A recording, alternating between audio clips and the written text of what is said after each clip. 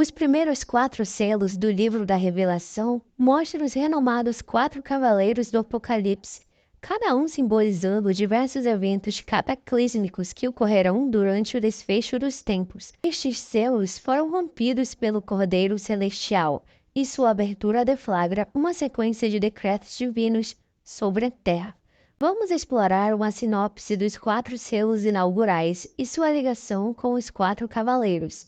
O primeiro selo, conforme registrado no Apocalipse 6, de 1 a 2, revela um cavaleiro montando um cavalo branco, representando triunfos ou conflitos bélicos, enquanto algumas interpretações veem esse símbolo como um falso pacificador. Muitos associam-no à ascensão do Anticristo. Esse quadro ilustra um período de intensa ilusão, no qual a maldade se camufla como justiça, desencaminhando o mundo. Esse período marcará o início da agitação no desfecho dos tempos, estabelecendo o palco para os selos subsequentes.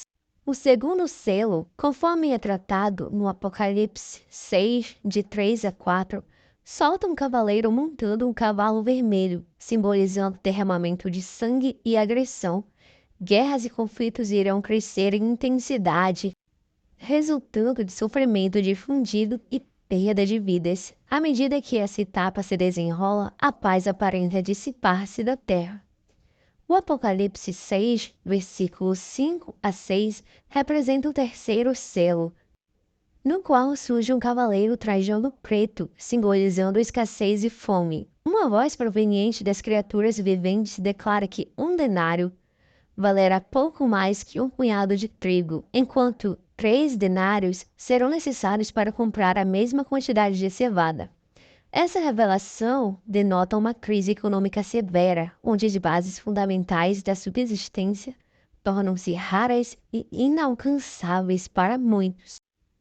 No Apocalipse 6, versículos 7 e 8, o quarto selo introduz um cavalo pálido, montado por uma figura conhecida como Morte, acompanhada por Hades. Essa imagem sombria simboliza morte e devastação que afetarão 1/4 da Terra através de diversas formas de calamidade.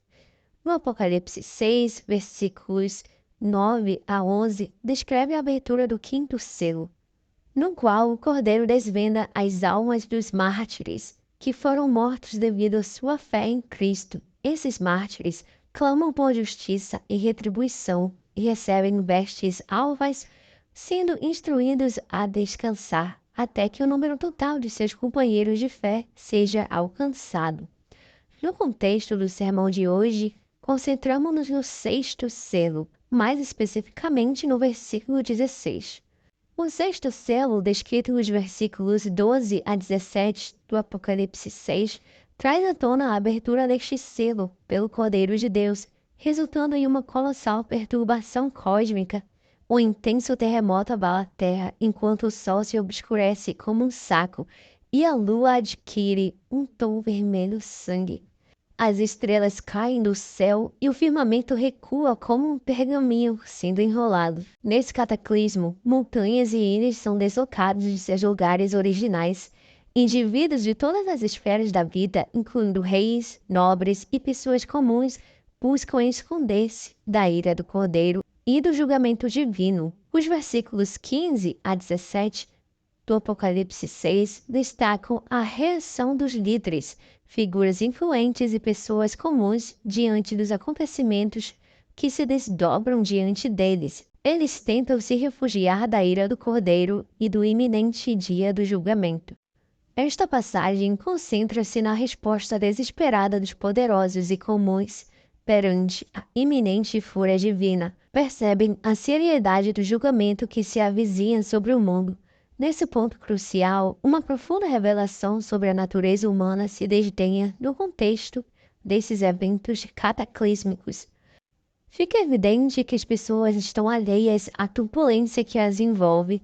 Nota-se uma transformação visível em seu comportamento e atitude em relação a Deus, enquanto o mundo enfrenta as consequências avassaladoras do julgamento divino.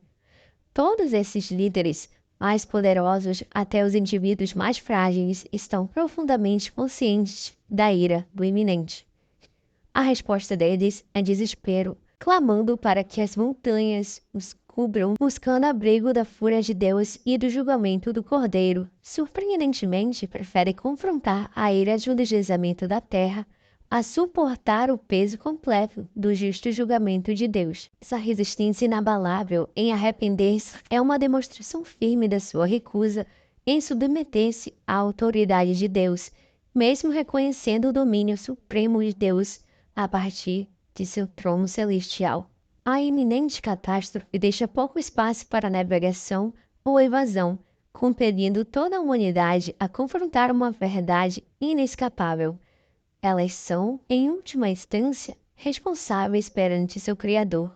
Entretanto, no meio dessa revelação, nos deparamos com uma realidade desoladora. A simples consciência da soberania de Deus não resulta automaticamente em uma fé genuína nele, nem conduz a um arrependimento sincero.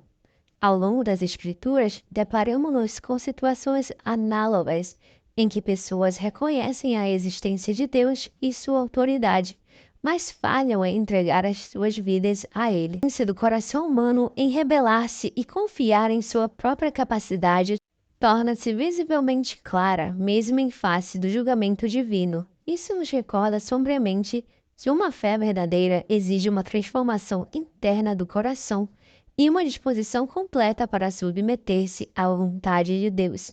O conhecimento superficial de Deus, sem um arrependimento genuíno, de uma entrega sincera, não é suficiente para preencher a lacuna entre a humanidade e Deus. Um trecho relevante é encontrado em Tiago 2, versículo 19, que diz: Tu crês que há um só Deus, fazes bem.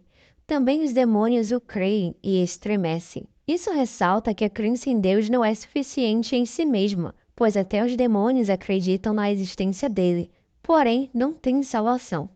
As pessoas do nosso mundo hoje se assemelham muito àquelas descritas no livro do Apocalipse. Elas sabem que Deus é real, que Ele os julgará, que o inferno é real e que o lugar de tormento é eterno.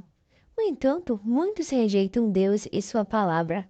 O retrato das pessoas em Apocalipse 6, versículo 15 a 17, reflete o enfrentamento dos 4 cavaleiros do Apocalipse. Eles foram testemunhas de toda a ira de Deus. No entanto, em vez de se voltarem para Ele em arrependimento, buscam refúgio em uma avalanche para se esconder do seu julgamento. Muitos têm uma ideia equivocada de que aqueles que estão no inferno fossem oferecidos a oportunidade de sair e bastasse se arrepender e pedir perdão a Deus, eles a aproveitariam. Contudo, esta noção é equivocada. Algumas pessoas simplesmente nutrem um profundo ódio pelo Senhor Jesus Cristo.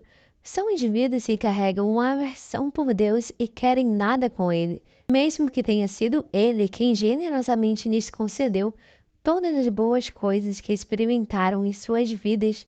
Apesar do amor que Deus tem por eles, mantém um sentimento de rancor em relação a Ele.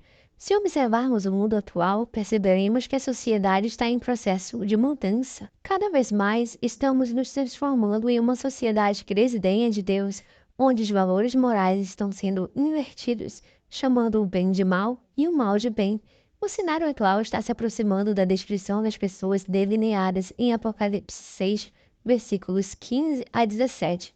Indivíduos com corações endurecidos em relação ao bem e a mensagem do Evangelho. Estamos diante de uma geração que ama mais seus próprios pecados do que a Deus, uma geração cuja afeição por seus desvios é mais forte do que a devoção ao Criador.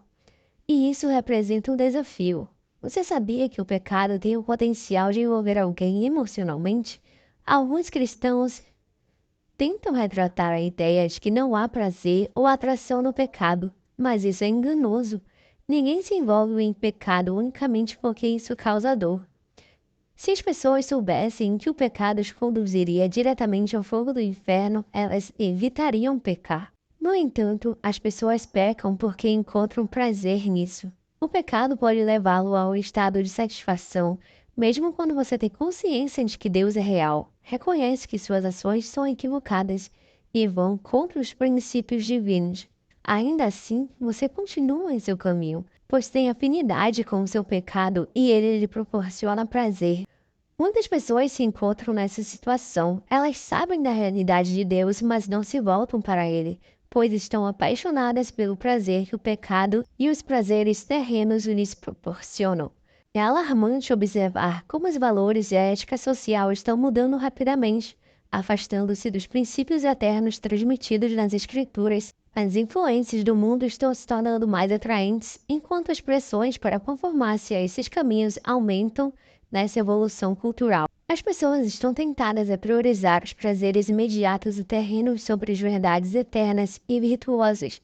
No entanto, como seguidores de Cristo, devemos reconhecer os perigos de ceder às armadilhas sedutoras do pecado e das ambições mundanas. A Bíblia nos lembra que os prazeres fugazes do pecado podem ser atraentes por um momento, mas, no final, resultam em um vazio e arrependimento espiritual.